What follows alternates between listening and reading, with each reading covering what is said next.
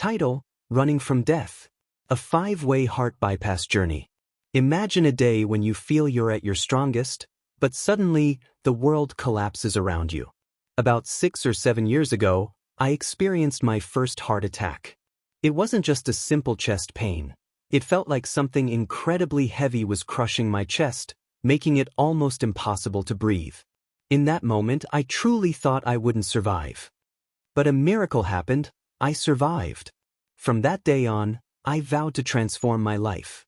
I began taking extreme care of myself, focusing on my diet, getting enough rest, and most importantly, regular exercise.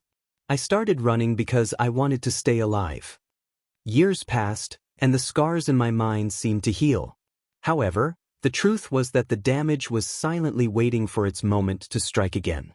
In April 2020, I noticed something wrong with my heart.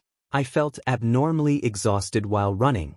I couldn't reach the speeds I used to achieve anymore.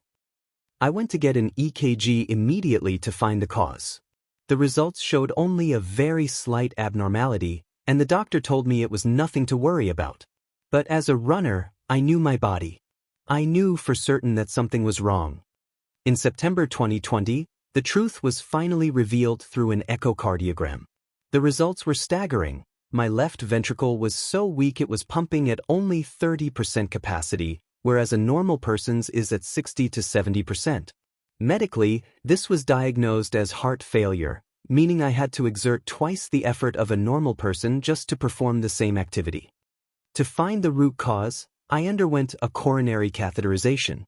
The images showed that 3 arteries in my left ventricle were blocked, 70%, 90%, and even 100%. This meant only about 10% of the blood was actually reaching my left heart. On top of that, 2 arteries in the right ventricle were also 60 to 70% blocked. The doctors said that with a heart in this condition, even living a normal life should have been difficult, let alone running. But there was a small miracle. My heart had grown its own collateral vessels, natural bypasses, to help the artery that was 100% blocked. This was likely because of my consistent exercise. My body was trying to save itself. Even knowing my condition, I wasn't ready to stop. I had already registered for several trail races in 2020, and I made a choice to carefully manage my heart and finish them. I wanted to complete the first phase of my running life with dignity. It started with the Khao Edo Trail, a 53-kilometer journey. Through the woods and steep paths, I told my heart, just keep going, don't stop, and I managed to finish it. Then came the Phu Rua Trail, 32 kilometers long.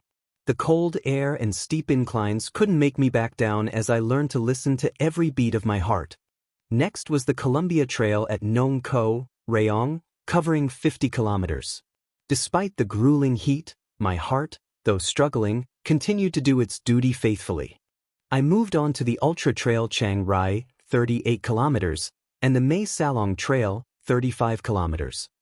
High up on the mountains where the air is thin, my heart worked its hardest to pump blood through my system. The journey continued with the Khao Mai Keu Trail, 50 kilometers, and the Hin Phoang Trail, 25 kilometers. Every kilometer was a battle against a level of fatigue twice as intense as what others felt. At the Nan Mountain Trail in Khon Sathon, 30 kilometers, the brutal yet beautiful terrain of Nan showed me just how miraculous the human body can be when the mind refuses to quit. Finally, I closed out 2020 with my toughest challenge yet, the Khao Yai 100 kilometers. It was a massive distance for a heart with such low efficiency, but I crossed that finish line. Once my mission as a runner was complete, I knew it was time to save my heart in return. On January 24, 2021, I checked into the hospital for bypass surgery.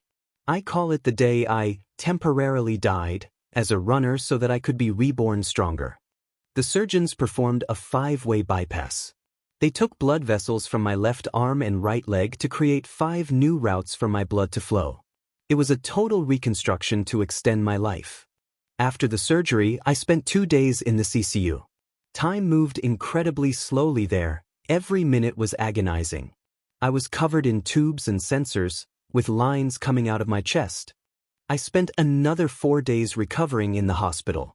I knew the road to running again would be long, but I chose this path. I chose surgery to avoid a sudden death on the running track. I chose to step back so I could move forward. Falling down is a common part of life. But I believe that getting back up every time you fall is what makes you extraordinary. Now, I am fighting to regain my fitness. It is not easy to come back after a 5-way heart bypass, but as a runner, I have one simple rule: I will not give up. This is my story, the story of a man whose heart once failed, but whose spirit commanded it to fight on.